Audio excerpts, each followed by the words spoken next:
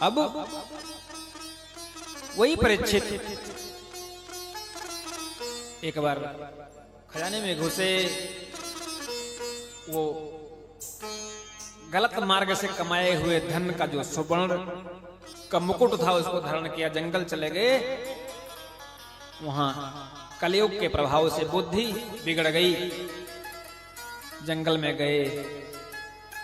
समीप ऋषि तपस्या में थे, उनसे जल मांगा, नहीं मिला तो विचार नहीं रहा, मरा हुआ सांप पड़ा हुआ था वही गले में डाल दिए, आगे बढ़े। उनका पुत्र सिंगी वो आया, उसने श्राप दे दिया कि जाओ, जिस किसी ने भी ये धृष्टता की है मेरे पिता के गले में नाग डाला है, तो इसी के खानदान का तक्षक आज के 7वें दिन तुम्हें डस लेगा, तुम्हारी मृत्यु हो जाएगी। अब जब वो समाधि टूटी, सारी बात पता लगी, सारी बात, बड़ा गड़बड़ कर दिया तुमने, बड़ा गड़बड़ कर दिया। वो महात्मा तो बड़ा धर्मात्मा है, वो राजा, उसकी छाया में तो हम लोग आनंद से भजन करते हैं। बोले पिताजी अब जो हो गई हो गई, अब तो वो वापस नहीं आ सकता, अब क्या किया जाए? गौरमुख नाम के शिष्य को भेजा, परीक्षित महाराज को जाओ बता दो ऐसा ऐसा श्राप उन्हें मिल चुका है। बोले महाराज हम तो खुद ही, हमसे गलती हो गई, हम कल क्षमा याचना करने आने वाले थे, लेकिन ठीक किया आपने बता दिया, सब कुछ छोड़ के गंगा के किनारे आ गए। ढोल पीट पीट के पत्नी से कहा कि आज मैं ऐसा एक अजूबा बता रहा हूं जो कभी किसी ने नहीं बताया होगा। बोले ऐसी क्या बात है? दोनों नगरियों को सजवा दिया। बोले क्यों सजाई जा रही है? अवंतिकापुरी, द्वारिका सब सजाई क्यों? बोले मेरे जैसा बड़ा भागी आज कोई नहीं है, आज ऐसा अजूबा बताऊंगा ना। बोले क्या? बोले 6 दिनों तक मैं मर ही नहीं सकता, आज के 7वें दिन ही मेरी मृत्यु होगी। इससे बड़ा आश्चर्य कोई है? मुझे कोई मारने वाला है नहीं बीच के दिनों में। अब विचार करने लगे कि मरने वाले को करना क्या चाहिए। गंगा के किनारे आ गए सब कुछ छोड़ के, अपने पुत्र जन्मेजय को राजगद्दी पे अभिषिक्त किया और खुद सब छोड़, सर्वस्व छोड़ दिया। विचार करो आप, अब अगर प्रश्न उठता है ना, आपको अपने मन में आज विचार करिएगा सब लोग रात्रि में, अगर आपको पता लग जाए कि आज के 7वें दिन हमारी मृत्यु हो जाएगी, हम 6 दिन मेरे पास शेष हैं, तो आप क्या क्या करना चाहोगे? इसका स्पष्ट उत्तर सोचिएगा, सोचिएगा, कोई कोई तो हमको लिख के दीजिएगा, विचार कर ईमानदारी के साथ। बैठे हैं गंगा किनारे। अब जब सुना कि ऐसी ऐसी बात है, अंगिरा, वशिष्ठ, जाबाल, सनक, सनंदन, सनातन कुमार, सारे जितने बड़े बड़े देव ऋषि हैं, ऋषि मुनि तपस्वी योगी सिद्ध, सब पहुंच गए। हजारों हजारे की संख्या हो गई वहां, सब दर्शन देने। परीक्षित तो कह उठी ये श्राप नहीं है, ये तो मेरे भाग्य का उदय हो गया, जो सबके सब बड़े बड़े महात्मा सब लोग दर्शन देने मुझे आ गए। अब जो ही आवे उसी से पूछे महाराज जल्दी मरने वाले को क्या करना चाहिए, क्या करना चाहिए? कोई न बता पावे। लेकिन 16 वर्ष के सुखदेव जी महाराज अचानक समाधि टूटी। बोले चलो परीक्षित जी के पास चलना चाहिए। आज प्यासा कुएं के पास नहीं गया, कुआं खुद चल के आ गया प्यासे के पास। बोलो जय श्री कृष्ण। ये होती है कृपा। बोलिए सुखदेव भगवान की जय हो। पहुंचते ही बोले परीक्षित तुम्हें समझो तुम्हें मुक्ति मिल गई। राजा परीक्षित के हर्ष की सीमा नहीं रही। महाराज महात्मन आपका दर्शन करने का अवसर मिला, इससे बड़ा सौभाग्य क्या होता है। परीक्षित महाराज ने सुखदेव जी का पूजन किया। संतों ने इशारा किया कि अधिक बड़ाई मत करो, अन्यथा ये बड़ाई बड़ाई नहीं सुनते, ये चले जाएंगे।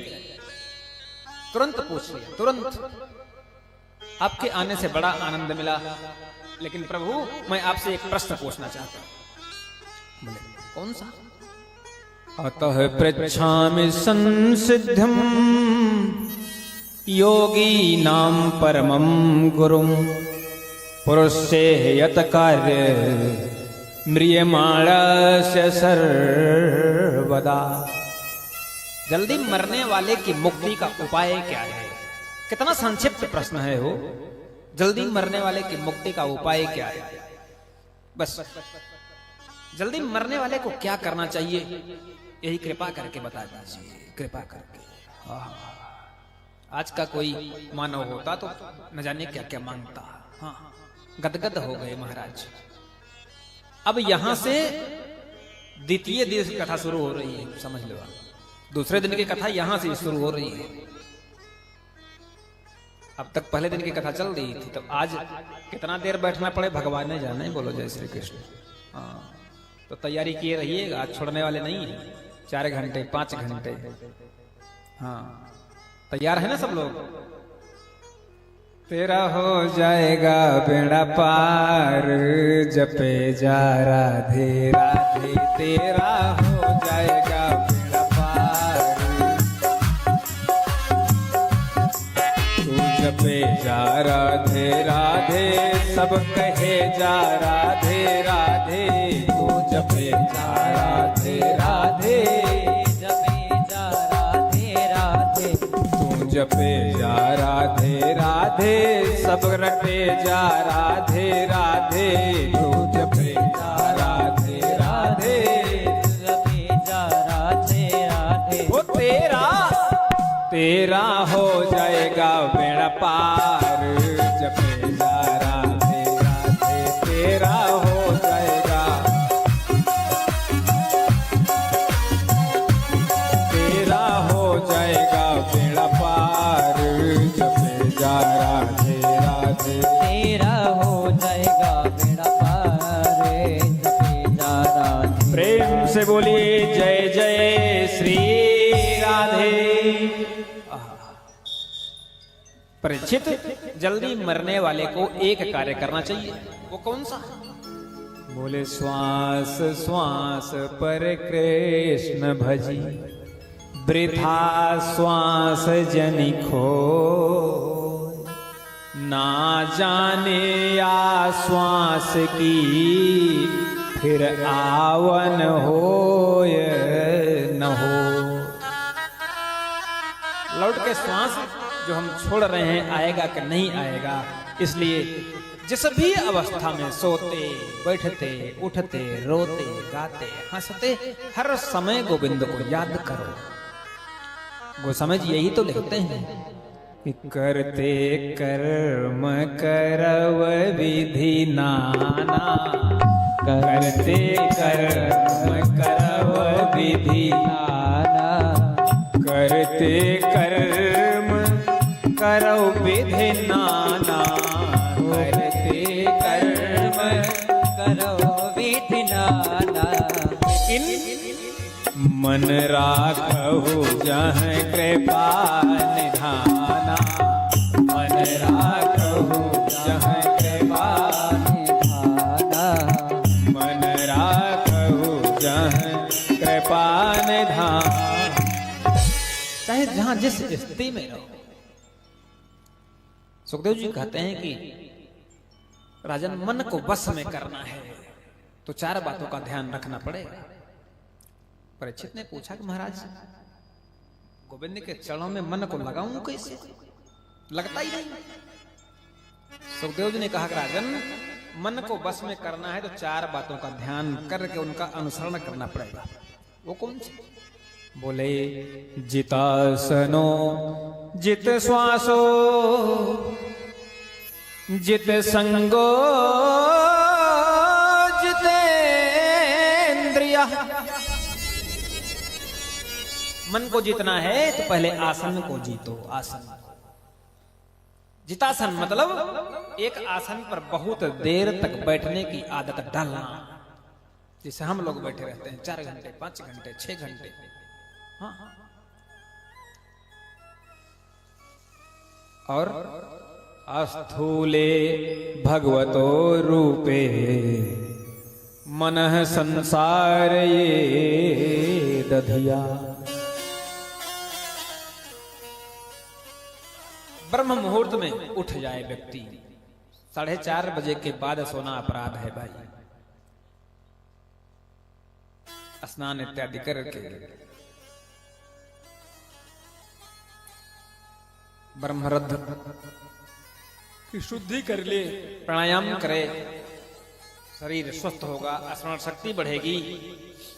और मैं तो ये कहता हूं ना, जो व्यक्ति 6 महीने तक मात्र वो देर से उठता हो, 6 महीने तक मात्र वो 4 बजे उठ के सारा काम करना शुरू करे, 6 महीने में जीवन बदल न जाए तो मेरे नाम FIR करना। आप बोलो जय श्री कृष्ण। हाँ, पक्की बात बता रहा हूं। लेकिन यहां तो 8 बजे लोग सो के उठते हैं। हाँ, 8 बजे उठेंगे, सीधा पहले मोबाइल का दर्शन करेंगे ना, जबकि हमारे सनातन में लिखा है जैसे उठो कराग्रे वसते लक्ष्मी, कर मध्य सरस्वती, कर मूले तो गोविंद, प्रभाते कर दर्शनम। उसके बाद पृथ्वी को, माता को स्पर्श करो। समुद्र वसने देवी परवस्त अस्तन मंडले। पृथ्वी माता को प्रणाम।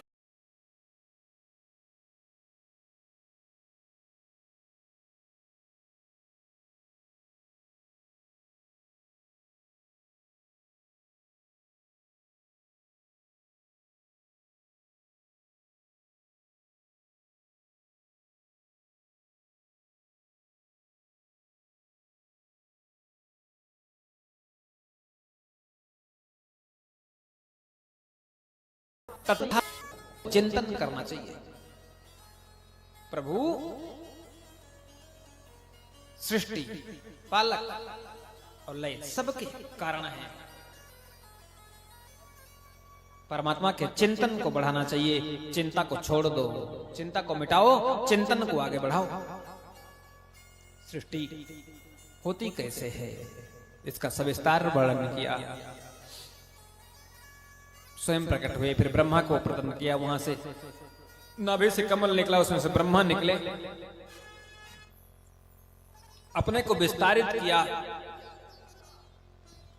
उन्हीं 4 मंत्रों का उपदेश ब्रह्मा जी को दिया भगवान ने भागवत का। और 5 चीज जिससे संसार बनता है वो क्या है? यथा महंत भूतानि भूतेश्चुचावचे खुनु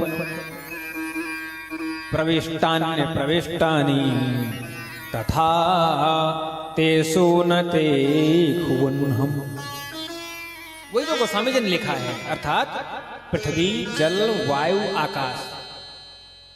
बोले छेते जल पावक गगन समीरा, छेते जल पावक गगन,